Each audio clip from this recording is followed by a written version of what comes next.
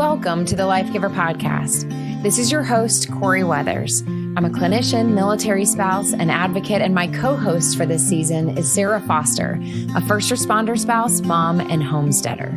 Join us for Season 7, where we invite you into honest conversation about life, family, and home. So grab that cup of coffee or head out for a walk. It's time to reconnect with what matters most.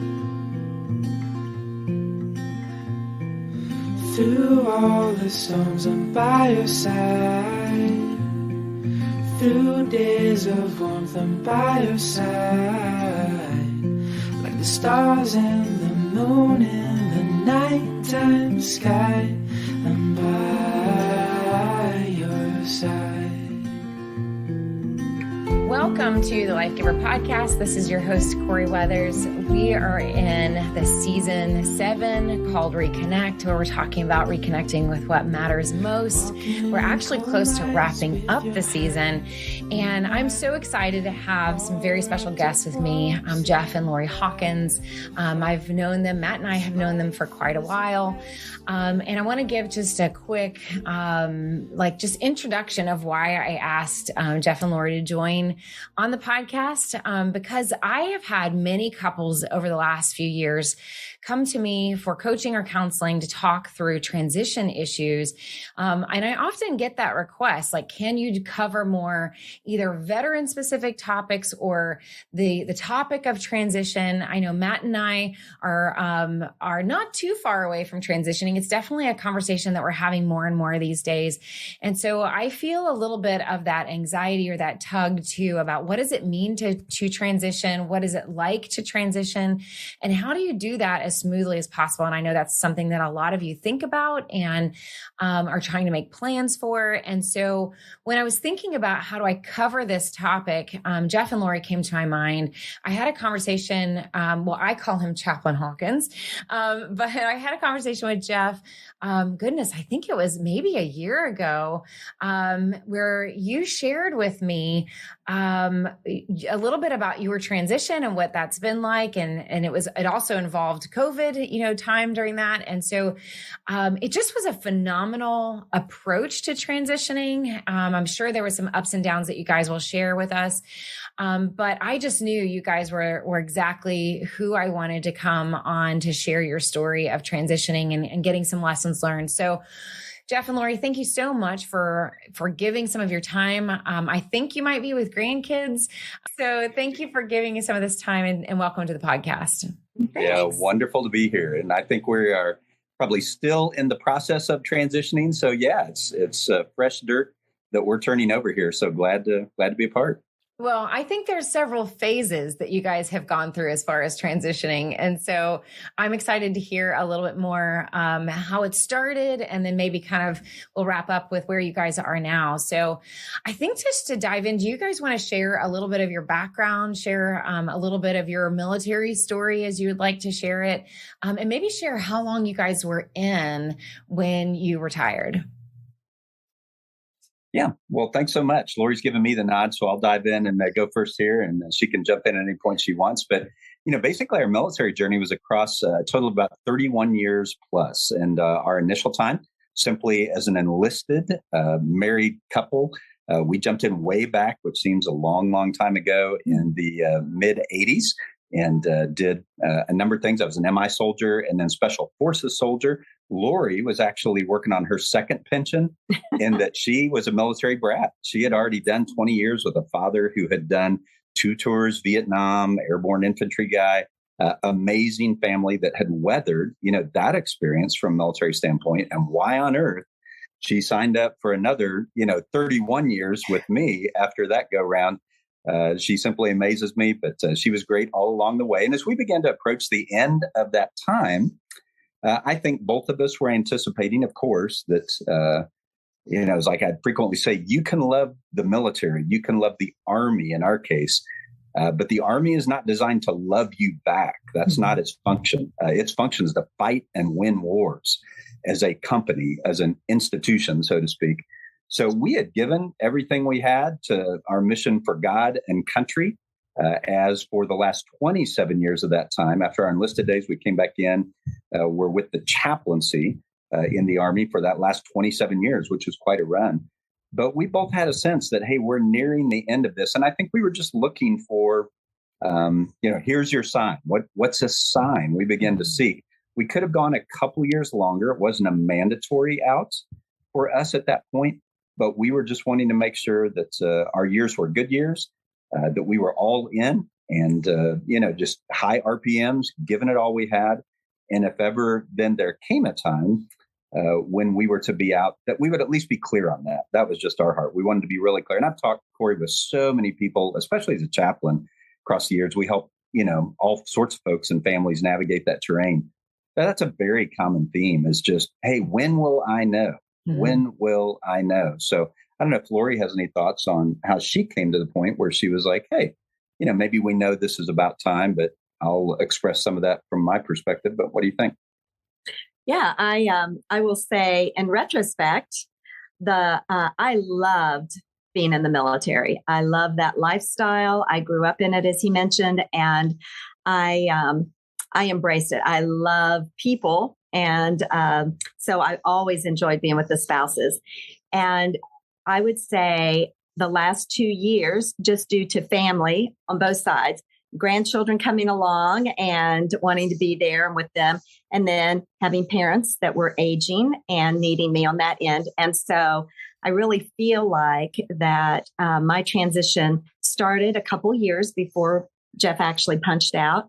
And due to just being gone more with family obligations, it kind of weaned me a little bit from where I most often was serving within our context. So, yeah. And, like a lot of folks at that stage of the game, we had gone about as far as we were going to go. I mean, we knew that in terms of your professional progress, from a rank standpoint, and very thankful, very grateful. So it was really a wonderful place to be. Nothing to prove, nothing to gain, nothing to hide. Those last years, nothing to prove, nothing to gain, nothing to hide, just they're blessed and wanting to serve.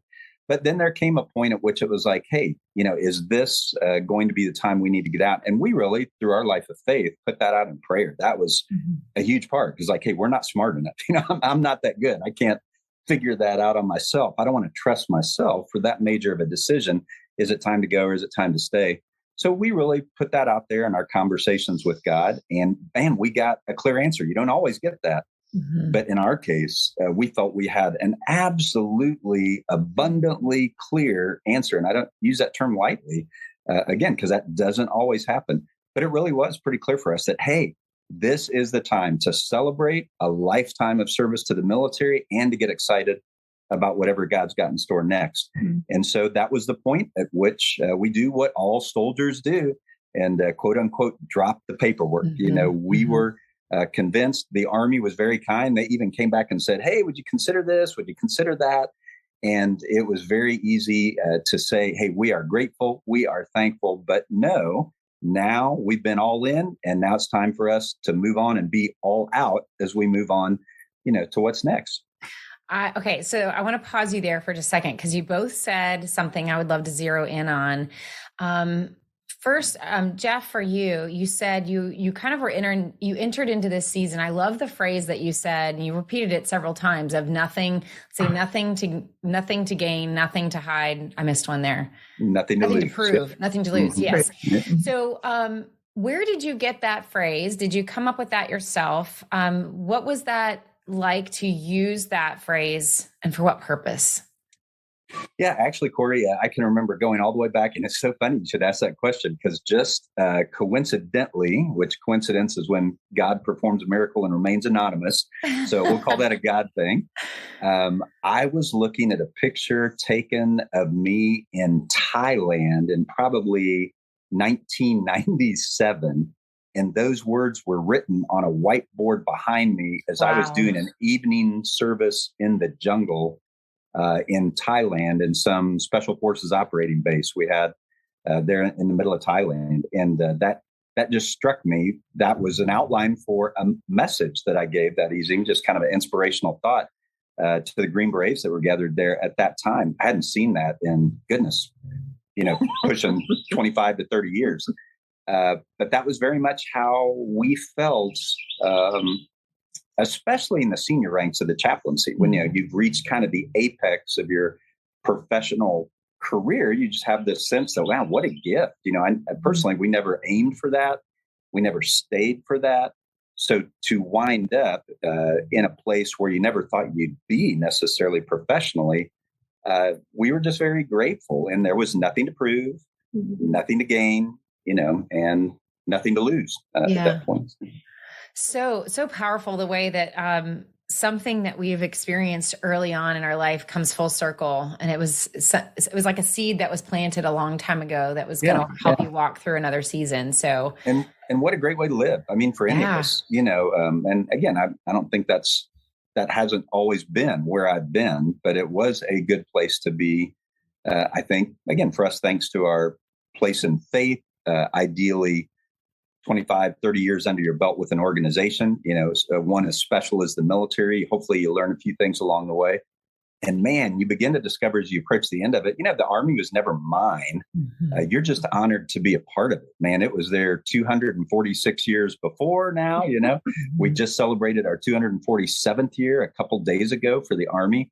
So you understand, especially toward the end, even more so, that you're just a steward. You just get to take care of that institution a little bit and hand it back behind to those who are coming, in your jet trail, and they're doing an awesome job themselves and stewarding it. So just a privilege. Yeah. And grateful. I think that's a great reminder and a great perspective that I think sometimes it's really easy as you near kind of the end of your professional career. I work with a lot of service members who really battled feeling resentful or disgruntled towards the end of that career because maybe they're sitting behind a desk and pushing papers, and that's not necessarily what they signed up to do. And they're just losing some of that spark and that passion. And I think it can be really easy to get into a place of entitlement and a place of anger, instead of seeing it, like you just said, as like being a steward of something. One of our favorite commanders from our first assignment at the military ball after a very rough deployment said, there's going to be a day when you realize the Army doesn't love you anymore. And I love what you said, that it was never meant to do that in the first place. Right. Yeah, that's, I think, Corie, to your point, having enlisted time and having been, having done some things other than what I did as a chaplain before I became a chaplain, did help me, I think, to understand ultimately there's nothing wrong with loving the Army. And we've both, done our whole time with the military, surrounded by people that love the military and love each other. And that's awesome. That is great. Just don't expect the Army or the military to love you back, because that is not the function of the organization. And that's a real head clear. If you can get that one straight, then it helps you avoid the very things you mentioned, that sense of entitlement, that sense that they won't one day say goodbye to Jeff and Lori, and they won't blink. I mean, they won't even blink when they do that, which is awesome because they're not designed to hang on for us or love us. In fact, we sing about it in the Army, and the Army keeps rolling along. It rolls along. That's why we sing that at retirements, because it's not designed to honor us. In essence, we're designed to steward it. And it's a great thing to get clear on. Such a humbling perspective. Yeah. Lori, I want to zero in on something that you said. I talk with a lot of spouses who, with couples, especially when we're talking about this transition experience, there's obviously a lot of conversation that happens prior to that decision. It's almost like this ebb and flow, like this kind of like maybe the spouse is ready before the service member, or maybe the service member is ready before the spouse. I've even seen, I think the stigma, or what people always said for, however many decades, is that it's the veteran that struggles the most with leaving and losing that sense of identity. Obviously, if we're approaching retirement the way that you were just talking about, Jeff, then we can not struggle with that quite so much. But one of the things that I'm seeing is that spouses in particular, this wasn't a job for them. This was a lifestyle. And here you grew up as a child in this system, if you will, as well. And so it it's more than a job. It's a lifestyle. It's who you are. I really see that for spouses, it really is even more of an identity sometimes than it can be for a service member, because this is how you do life every day. It's how you navigate community in a job or not. And so you mentioned that you were starting to kind of feel that tug a couple of years prior to you guys actually dropping that paperwork. So what was that like for you? Did you experience kind of that pull or that tug before Jeff did? Did you feel or go through any of that transition yourself, or maybe after being a military kid and a spouse where you were like, I think I'm tired and done now? I think of Forrest Gump when he's running and he stops and he's like, I'm really tired. I think I'm going to go home now. Like, that's what I think about for you.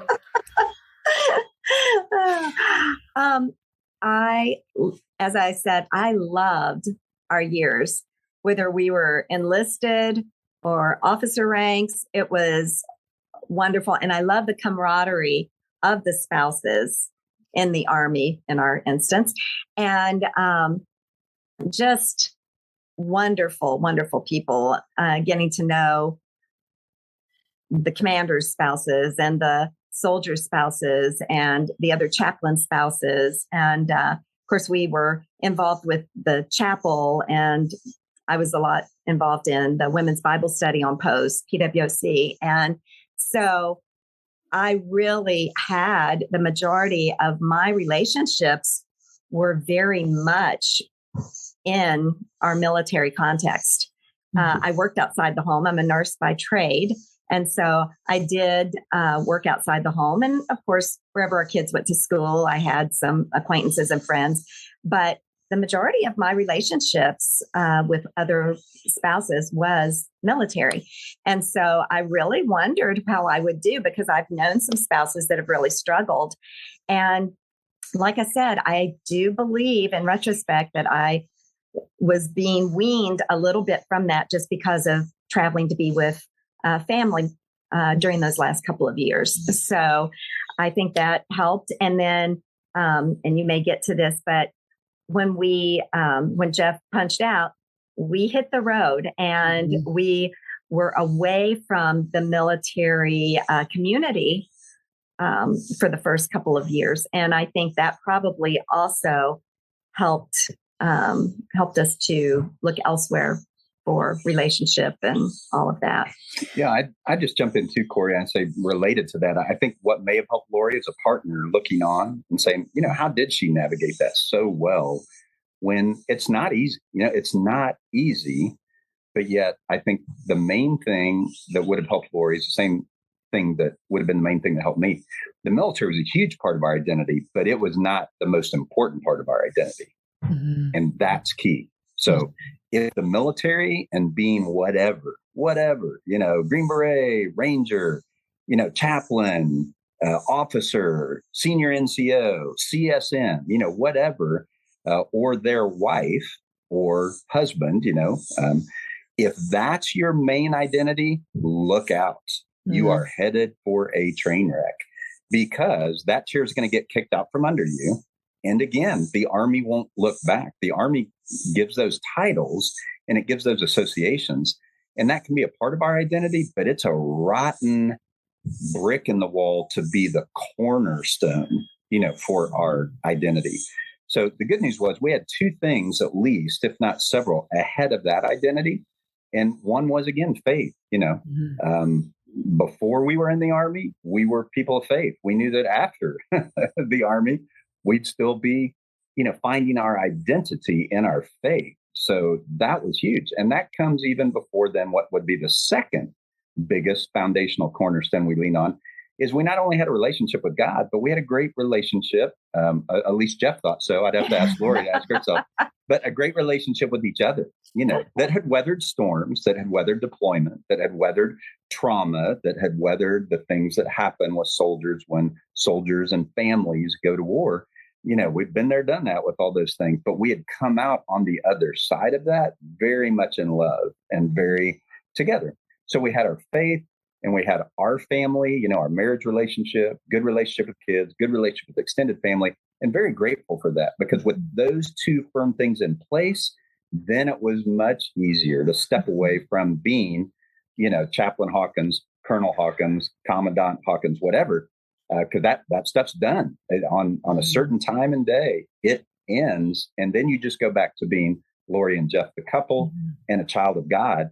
And if that's okay, then everything's okay, But if you don't have that, man, I would just say, wow, I wouldn't wish that for anybody, because it can feel awfully precarious and awfully lonely if you don't have some things ahead of the military in your life to lean on. So good.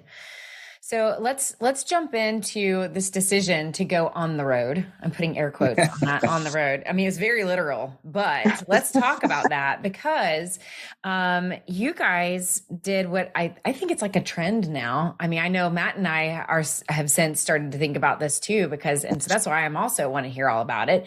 But you guys actually got an RV and left for like a year, I think, and went off the grid. So I would love for you guys to, I think it was more than a year. I think it was planned for a year. So walk us through that. But maybe start with, Jeff, you had told me, and you said a few minutes ago that you had talked with a lot of people about some lessons learned and trying to figure out how to do this transition. And I know that also went into this decision to go off the grid a little bit. So walk us through the decision that you guys made and maybe how you made it together. Yeah, thanks. I think 3 pieces of advice that were given to me, that is just good soldiers. We get G2, you get the intel, you want to pass good stuff along. So 3 things that were offered to us that I found to be true in our experience that I would just reflect on. Number 1, it's a cliche, but it's a cliche for a reason. You'll know when it's time. So when it's time. And we lived 30 and a half years not knowing when it would be time. And we'd heard that cliche. I was like, well, really? Will you really? But for us, I would say we found that to be true. Yeah, when it was time, we knew it was time. And that was very freeing. There was a moment of grieving and sadness that, hey, this huge part of our life is going to come to an end that we love and that we're enjoying the ride. But now's the time. And we knew it was the right time. So that was number 1. When it's time, you'll know it. It'll be time. So I'd offer that as a bit of encouragement. Number 2, was, hey, don't ever expect anything to be as meaningful to you occupationally in terms of a job, a vocation. Don't expect anything to be as meaningful to you in your next go round as your entire lifetime and career, if that's what you've done. Or even if you've had short but intense periods of service, meaning primarily combat, and the camaraderie and the bonding that produces. Just don't expect that going to work for corporation XYZ or, driving for trucking company, ABC, just don't expect that to be anything like filling the void that's left by the deep sense of community, camaraderie, mission, and accomplishment, pride, honor. That the military is so special because it's unique. It's the military. And especially when we've been down paths that have to do with life and death and perhaps those that have served in that way. And then just supreme sacrifice and depravity that is part of any military training that brings folks together in special, cohesion and camaraderie. That was the second piece of advice. Hey, go do whatever you feel you're called to do in the next chapter of life. Just don't expect that to be, quote unquote, as good or like the military, especially in regard to the deep relationships or camaraderie. So I would call number 2, expectation management. Number 1, you'll know it when you know it. Number 2, just expectation management. Nothing's probably going to fill that heart like the military did from an occupation standpoint, especially if you've been downrange and had some of those intense bonding experience. And then number 3 piece of advice was, hey, when you're there, be all in. And when you're gone, be all out. And by that meaning, make a clean break. And I'm not saying that's for everybody, but that was a piece of advice that was passed along to me. And I think we were so all in that for us, it was very helpful to make a clean break and be all out. And one of the ways that I would say that helped me was to separate the position from the person. So again, for those of us that have done military for a long time, we all leave with a position, whatever that is. And it's a good one. By that point, if you've served all your life, we wind up in great positions, whatever they are. But when you leave cold turkey, you understand very quickly on day 1 or 2, the position stays with the Army. the person has an identity apart from that and puts together a life after that. So that clean break, was really helpful in that sense. So I'll push the pause button and see if Lori wants to add anything to that in terms of tidbits that you got as we were approaching, and how did we know it was time to go and make a break? I remember very clearly, we were starting to churn this thought process through and, of course, pray about what's the next step, when, and all of that. And I very clearly remember a retired senior officer telling Jeff, there's going to be people reaching out to you for when, as you're getting ready to retire, you're going to get a lot of opportunities. And I would just really recommend that you just practice the art of deferment, was what he called it. Practice the art of deference or deferment, saying, well, thank you, but I'll think about that. Point being, we've all seen this. I think we've all seen this that have been around the military any time or another. Folks get scared when they leave Uncle Sugar, Uncle Sam. When they leave Uncle Sam, they get scared. Who's going to take care of me? Where's the paycheck coming from? I got to find my own, housing, and there's no allowance. And, it's that big, scary civilian world out there. I have to go. We've gotten used to being, in many cases, well taken care of in a very secure system that does look out for us in that way. But this individual was saying, don't fight too fast on anything. Don't jump. Much like a relationship, don't have a rebound relationship with an occupation. Or if you do, just know that's what you went through and get out of it before you marry it. After you date a new job and you don't like it and you find out, my lands, why did I choose to do this after, doing what I did? Then just know that's pretty normal and bump out of it. But in our case, Lori's saying, they real wisdom. They said, don't jump too quick at the first thing that comes down the pipe. And then to answer your question, Corie, for me, it doesn't work this way for everybody, but for me, man, it was very much a spiritual thing. So that hasn't happened, but I could count them on one hand in my life where I would say, wow, I really felt the voice of God tell me. Again, I don't use that lightly. That rarely happens. But about a year and a half out from retirement, I very clearly felt the Lord say, hey, this is coming to a close. And in terms of what next, I don't want you to do anything, Jeff, because you're doing right now in the military. What I'd really love for you to do, Jeff, is focus on being and not doing, and just, be quiet before me and don't worry about what you're doing as much as how you are being with me as opposed to what you're doing for me. So, Corie, that's a direct answer to your question. That's why we pushed the pause buttons, because I really felt kind of a sense of conviction that I wasn't allowed, so to speak. And some may not understand that. For those that, maybe you're coming from it from a spiritual place, they may have had that sense before, that when God speaks, it, and you just want to honor that. And for me, it's kind of like, no, I know what I'm going to be doing, and that's nothing because God has told me to do nothing and instead focus on being. And one of the ways we could do that was I had told Lori for a long time, when the time comes, it's going to be you, me, and an RV, and we three are going to take a trip, you, me, and an RV. So yeah, we took off on this grand excursion. COVID hit one day later after we launched the excursion. Our kids called us, who had 2 young grandsons, and they said, hey, can you help come watch the grandkids? Because they've just sent us home from work and them home from school. So we enjoyed exactly one day of this grand retirement, Great Loop RV vacation trip that we had planned. And after one day, we diverted to Arkansas to go to family. It was awesome. We watched grandkids for the summer, or the spring, really, at that point, for 3 months. They were able to make some arrangements for childcare. And we then relaunched what became about a year-long meandering version of hitting the road, seeing some other family members, spending a lot of time with family, a lot of time with our other grandchild, as well as these grandsons. And then with COVID, it kind of lapped into a second year. And we were able, Canada opened up. So we took the RV across the border. We made a run for the border and got up into Canada and saw some sites we'd waited all our lifetime to see. And that was a great way for us to be, again, when we were in, man, we were all in. We bled Army. But when we were out, we were, like you said, off the grid.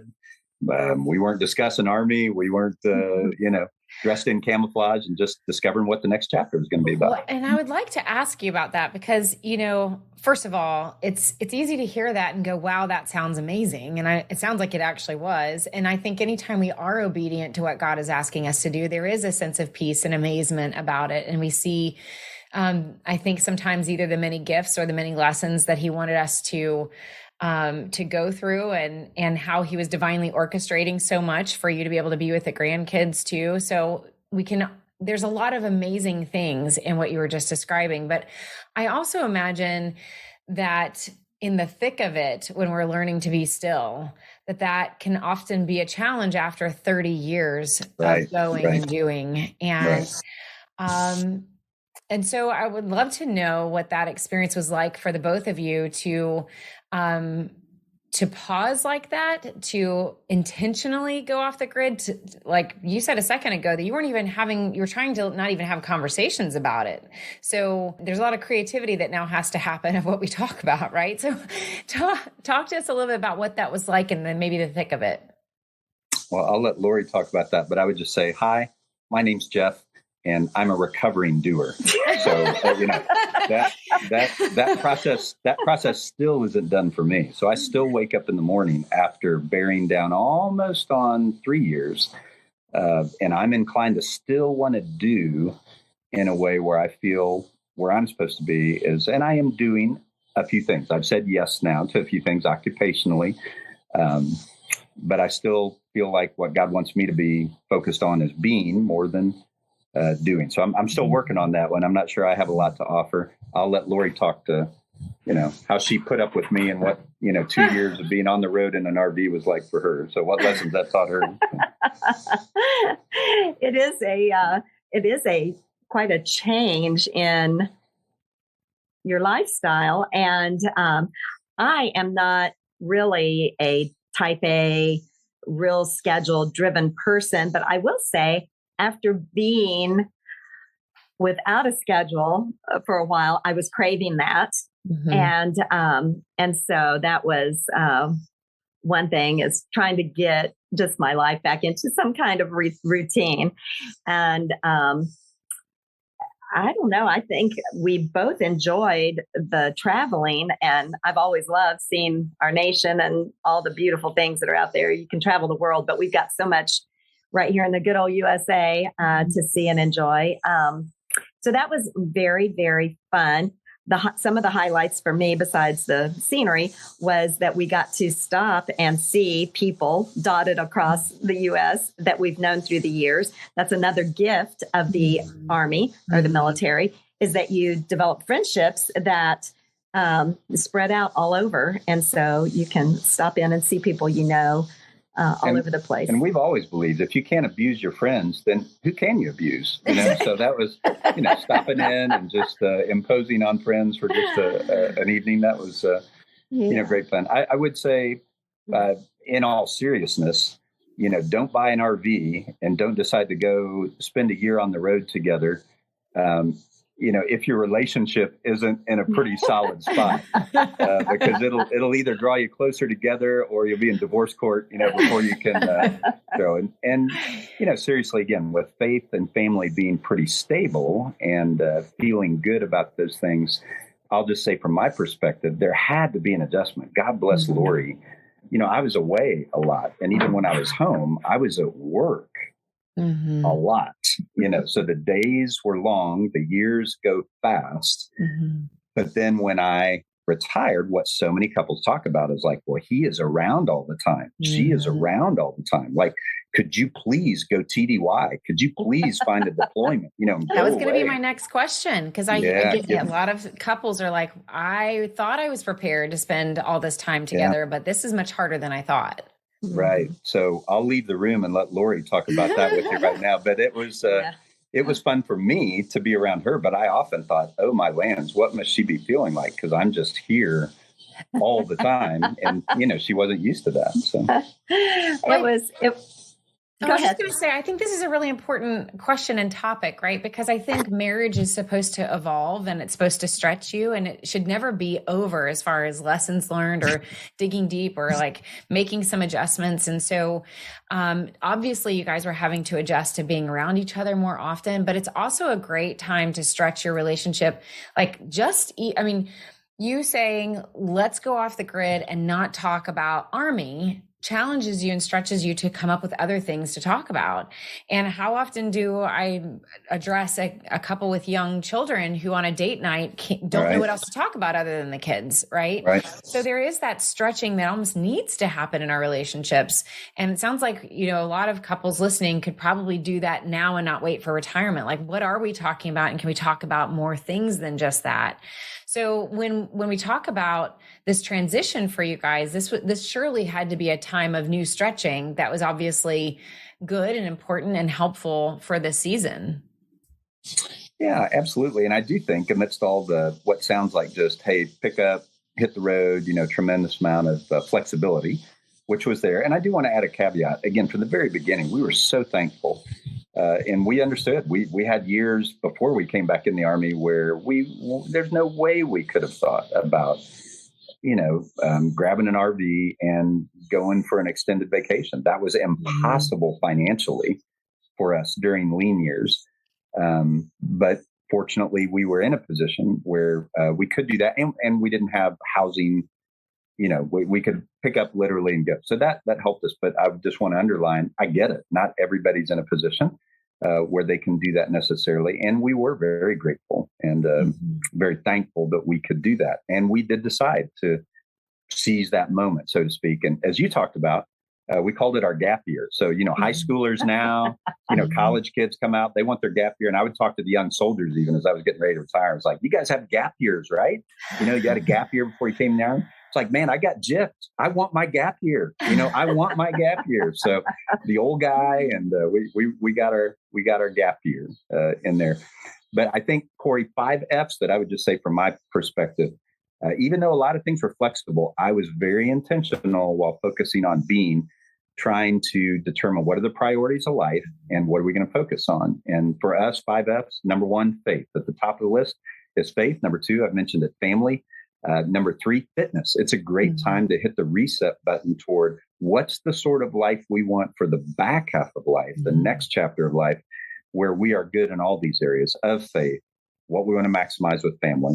How can we be better fit, especially for the soldiers, military folks, being beyond a culture that will hold you accountable. Now nobody holds you accountable. So are you going to, sit on the couch and eat potato chips all day, which is one of my favorite pastimes? Potato chips, are a beautiful option, but that's not going to get me where I want to go in life. So fitness, and then financially, another F, our finances, and looking at that.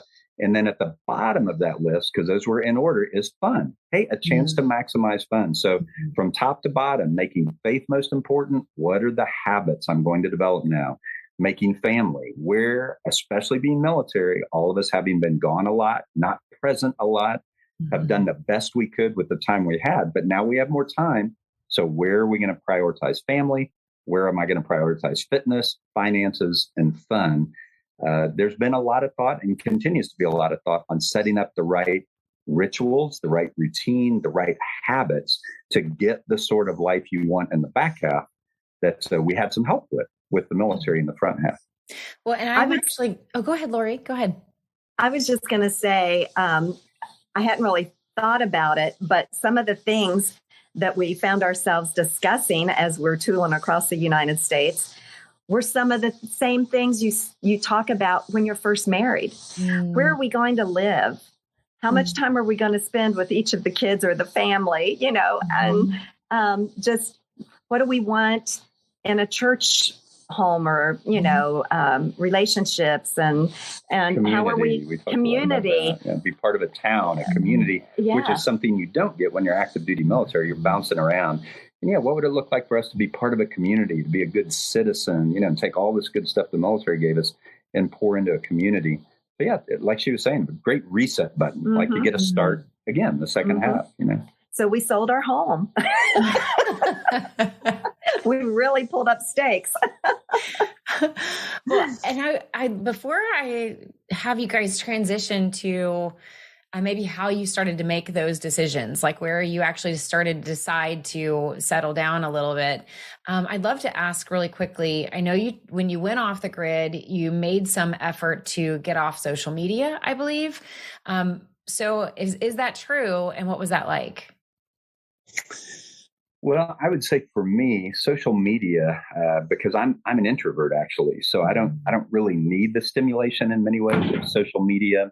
But in my occupation, vocation, and calling with the military, especially as the assignments, rolled around more senior ones, it was just part of doing a good job, for the military was to have ideally a strong social media presence. It's just what you see commands do and good staff elements do.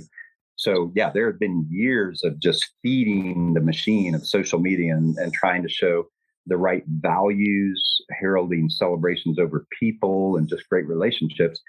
I had gotten used to feeding that machine, needing to do that, and getting feedback from that machine, too. So that, that was a stroke, I would say. A lot of friends, a lot of followers, so to speak. But I would say it was a little bit easier for me to walk away from that because down deep, I don't have a strong thirst or need for that. So we did go off, and for me, that was simply the case, that was a little bit easier to punch out on that. And Corie, I got to tell you, I mean, I think to remind all of us that we aren't our social media presence and we aren't our social media platform.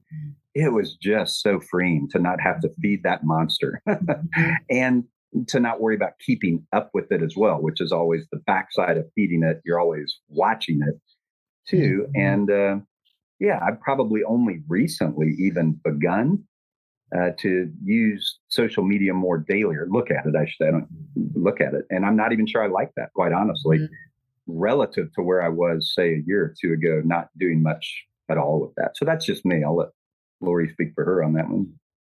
Yeah, I would say the only thing that I primarily do is check in on friends and all that a couple times a week. I've never been a real heavy duty Facebooker or anything like that. So it wasn't a huge,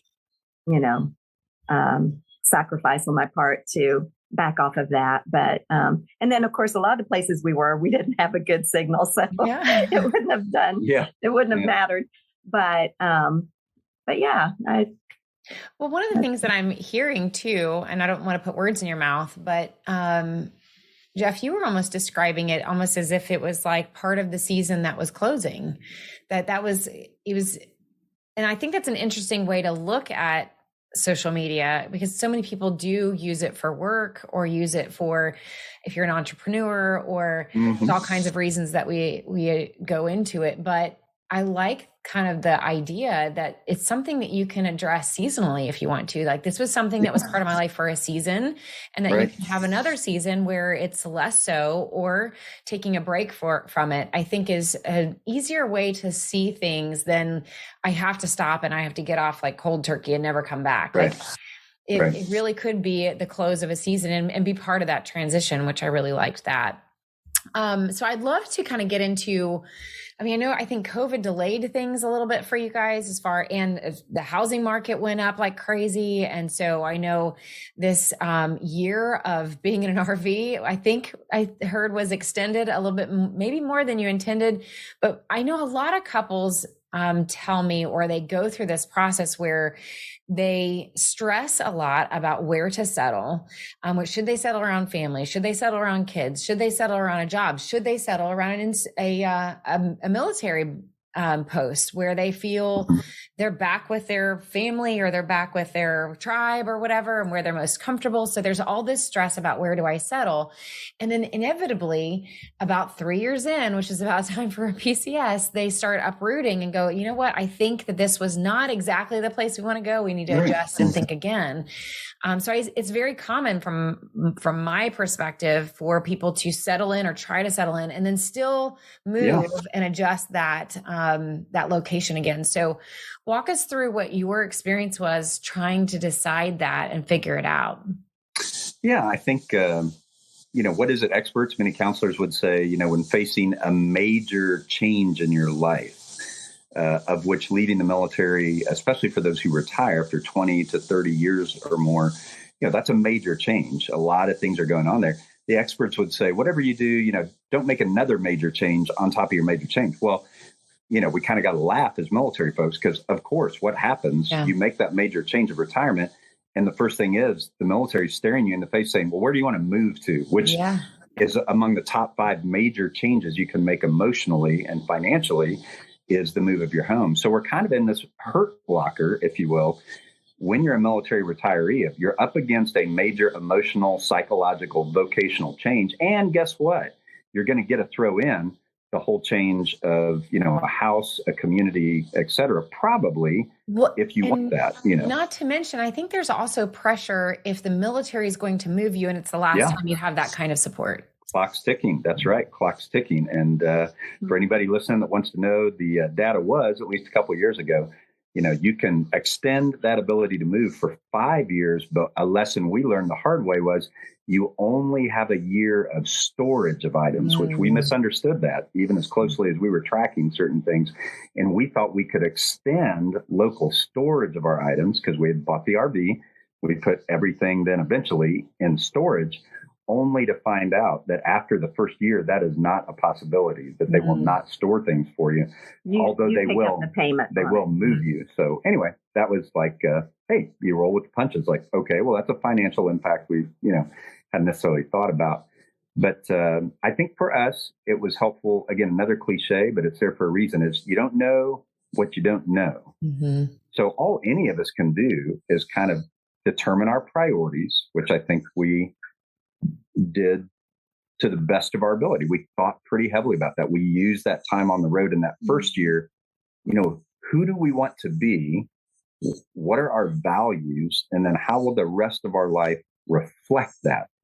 And again, faith, number 1, family, number 2, fitness, number 3. Those were our top 3. So when we were faced then with, do we stay? Do we go?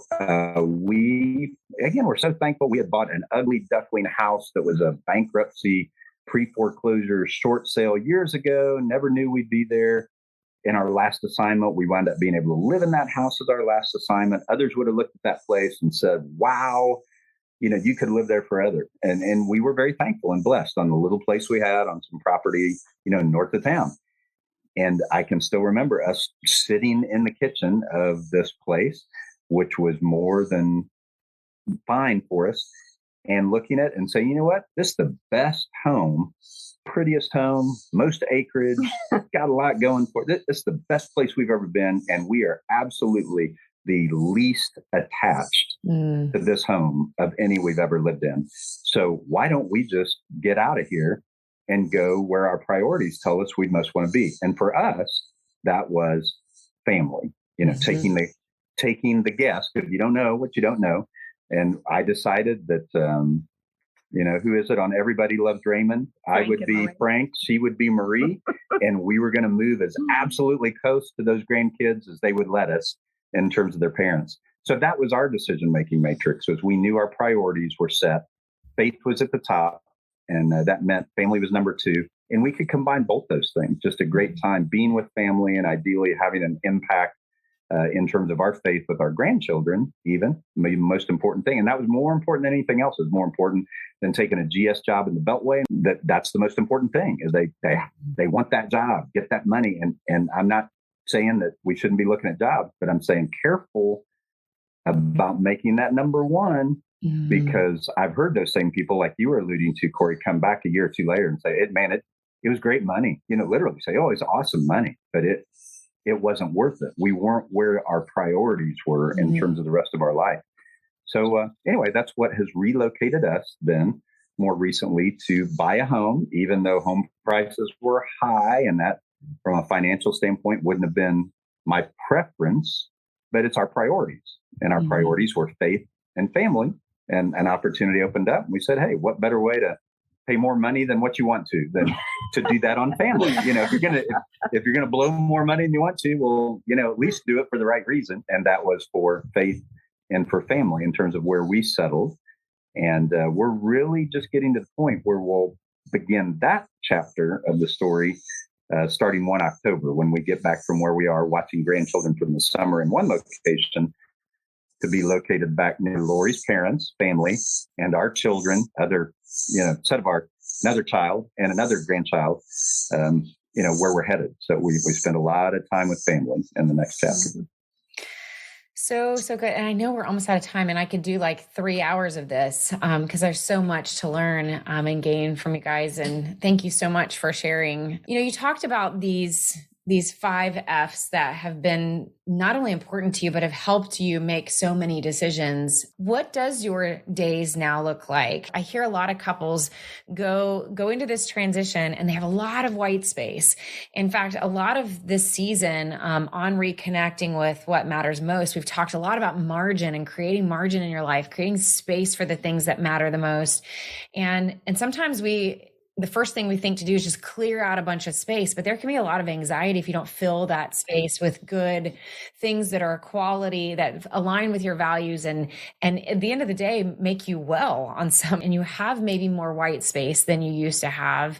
Have you guys learned to organize your day in such a way to make sure it has meaning, that you're addressing all of these things that are really important to you, and also giving yourself permission to actually rest and recover? So what have your days been like as you've sorted through that? You want to take that one? As I mentioned, it seems like the busier you are, the more organized you are. At least that's true for me. And so I found myself kind of just waffling for quite a while because I didn't have a set schedule. I didn't have hard points of things during the day that I needed to meet. But one of the things that's helped me get organized is while we spend summers with the grandsons out here, just kind of, we organize their day to give them some schedule. And that has helped me as well. Mm-hmm. And it's so funny. It was almost back to when we had young children, trying to find some time for my quiet time and things like that. And so I'm finding I've had to reorganize my thinking. I have to get up earlier than they do in order to have that me time. And so those are the kind of things that we're doing right now. And that's primarily summer. Mm-hmm. And like Jeffrey said, we're just getting ready to get back to the house and try and set up what normal will look like there. But I would think, our situation, fundamentally, folks probably find themselves in one of 2 situations at military retirement.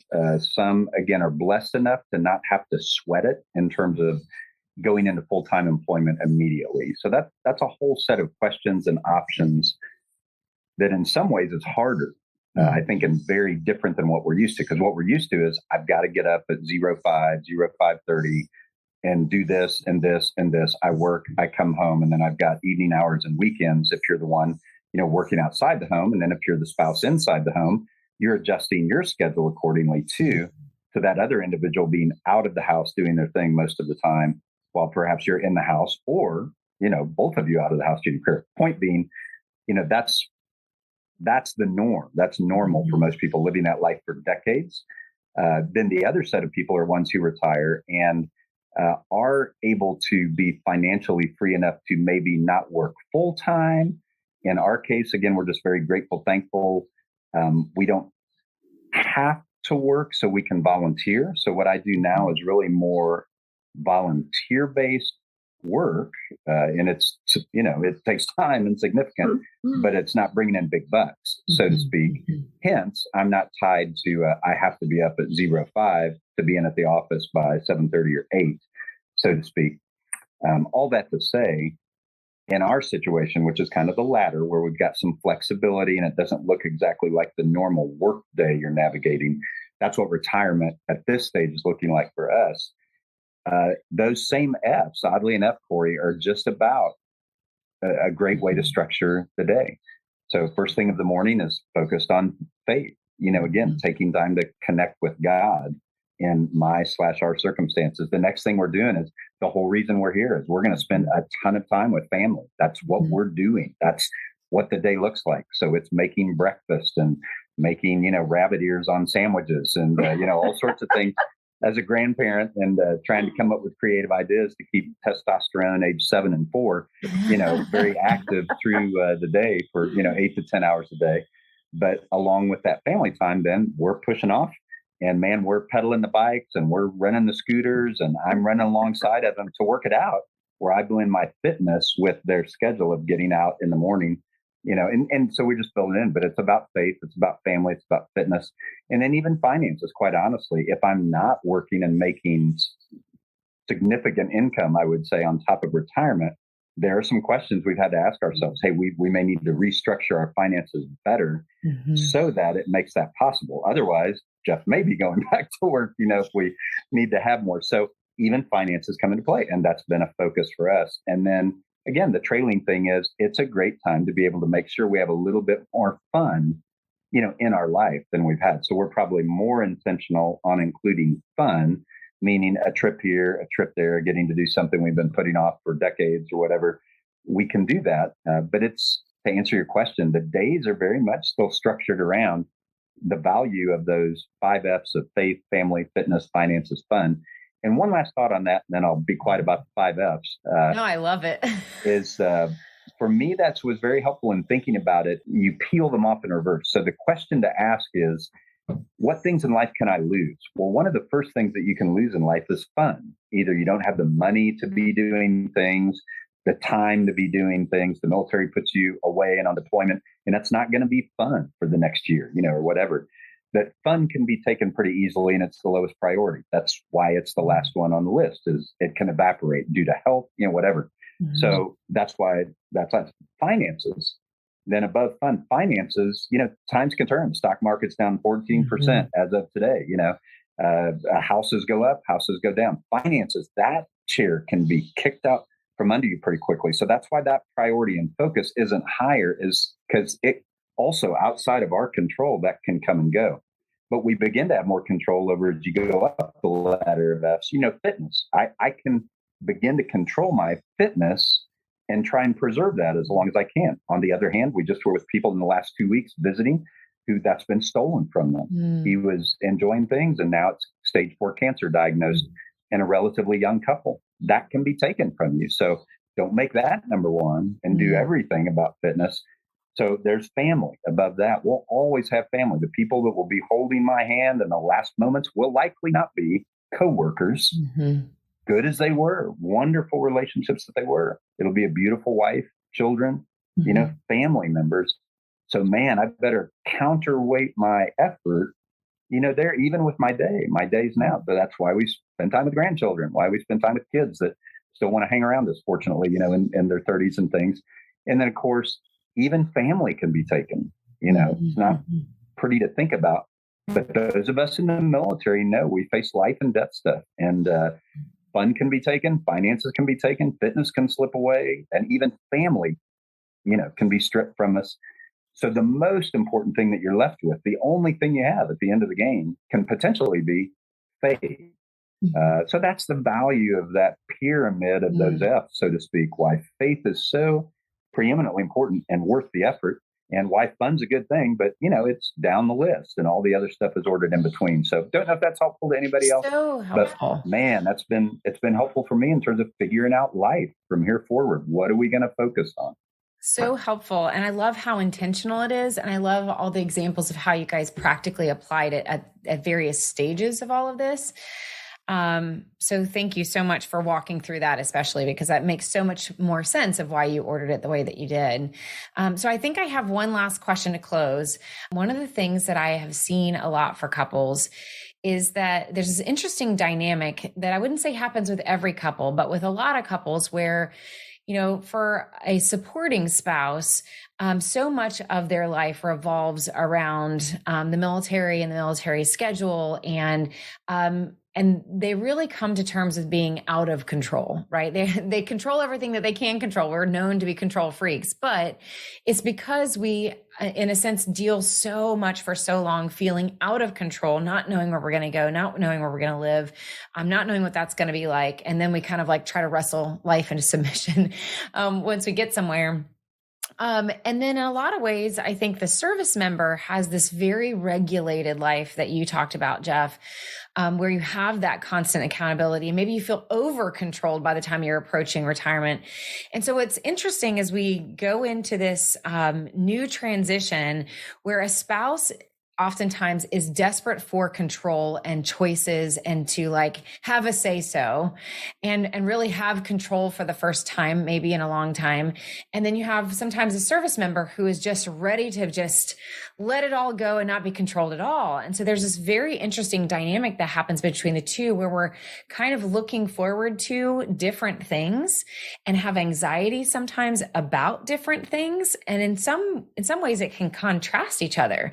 If I want to have control of my circumstances and my spouse just wants to like not have anybody control them at all, right? That's a totally two different dynamics. And I see service members experience a lot of anxiety making that decision for retirement because they don't know what's on the other side and it's not scripted for them. And there's a lot of things that could go wrong with that. And so it's easy to delay that until they know exactly what it is that they want to do. Whereas if you have a spouse that's so ready to make those decisions for the first time, you can see how there can be a lot of conflict leading up to and through the transition. So I guess just my last question to you would just be, what would you say to encourage that couple out there that might be going through that right now, that might really be stressed and anxious about this process and really want to get it right, and hopefully cross that finish line with a marriage that's intact and centered on some of the values that you guys just described and just modeled. So what would you say to encourage some of those couples out there? I guess I would say start dialoguing about it before you get to that last day of active duty. And hopefully, if your marriage is still intact and you can communicate with each other, just be able to verbalize what your expectations are. Mm-hmm. For me, as I said, I was a nurse, but I know there are many spouses who work outside the home that are more career-minded than I am and probably look forward to a place they can really plant roots and grow their career path. Because typically most people in the Army, even when you retire, you're still young enough to continue your career path if you want to. So I think probably getting a feel for that you can communicate that on. And one of my desires after moving around as much as we have is to find a church, a community of people to be that family that the military was. Mm-hmm. And so I'm looking forward to being able to set some roots for more the relational aspect mm-hmm. of it. But I would say just start your conversation early mm-hmm. so that you both know what the other one is looking for and won't have unmet expectations. Yeah. So. Yeah, I'd tag team to the degree that, great relationships are always made of the other person looking to lean in toward the other one and without sacrificing your own needs in the process. Mm-hmm. So I was looking forward to, you, me, and an RV doing nothing and hitting the road and unscripted. At the same time, she was probably most hungry, not for that, but to settle in a community, to grow deep roots and to be super stable and begin that journey. So, we lived exactly what you were describing. I was going to tease and say, we have no idea what you're talking about, Corie, because that was exactly the navigation of very different needs. But I will say she was very good at leaning in, saying, let's do it. And, now's the time to do that. And she fanned the flames of my dream at that point in the relationship and in the journey. In the same way that I'm very sensitive to, I get the privilege after she's followed me around 25 addresses and 31 years and done what the Army, asked her to do again, that, man, I want nothing more than for her to find that community where she wants to be a part and we can do that together. So I'm looking for that for her too, the same way that she was all in and excited, to take the crazy journey. of a year or two. And last thought, you asked us, hey, what words of encouragement would I give? One would be, hey, embrace it as an adventure and don't be scared of it as a threat. It's not a threat. I mean, we are blessed. You are blessed if you're on the cusp of retirement. Hardly anybody gets pensions anymore. If you've done the military thing, whether it's small or whether it's large, you're going to have some help in the next phase of life that most people don't get. You have given greatly to get that. So thanks for your service and enjoy the benefit that comes from all the sacrifice that you've enjoyed. And the military has been all about adventures. This is just one more adventure, man. It's not a threat. It's just another adventure. Point number one. Point number two, you've been well trained for it. Just do all the things the military taught you to do, buckle down, engage in discipline, live by values that you've been taught, show up early, stay late, give it all you got, and things will work out in the next phase, no matter what. And then the third thing would simply be, but whatever you do it according to very clear values that you've identified. The Army helped you do that when you were in the Army. They gave you a dog tag that had the values on it, like the other military services do as well. And this is a chance where you don't have to live by those values, although they may serve you very well. But the question would be, what are our values as we go forward here? And then are we building a life that reflects those values? And for us, that was, again, faith, family, fitness, finances, fun, and then work, or whatever we do with our day job and vocation. That comes in after all those things, after we've intended to live by our values. Thank you guys so much for your time and your investment. And thank you for investing in the military community. Matt and I, we love you guys so much, and we're thankful for how you have been such a model couple for us. We talk about you all the time of how do we finish well the way the Hawkins did. And we're just so thankful for you. So thank you so much for coming on. Thank you for listening to the Life Giver podcast. We keep things pretty simple around here and don't include sponsors so that you can get our focused attention. So please subscribe, leave us a quick review, or share it with other service families you know. If you would like more information or want to connect, you can find out more by going to CorieWeathers.com or life-giver.org for tons of content and resources, and encouraging you to create more margin in your life as well.